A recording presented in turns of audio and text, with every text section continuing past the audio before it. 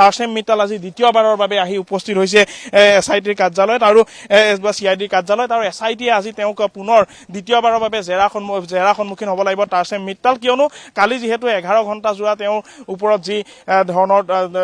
জেৰা চলোৱা হৈছিল তাৰসেম মিত্তালক আজি দ্বিতীয় দিনৰ বাবেও আচলতে তেওঁ আহি উপস্থিত হৈছে বৰ্তমান গতিকে কিছু সময় পূৰ্বে যেহেতু ৰজি কলিতা বা আন যিসকল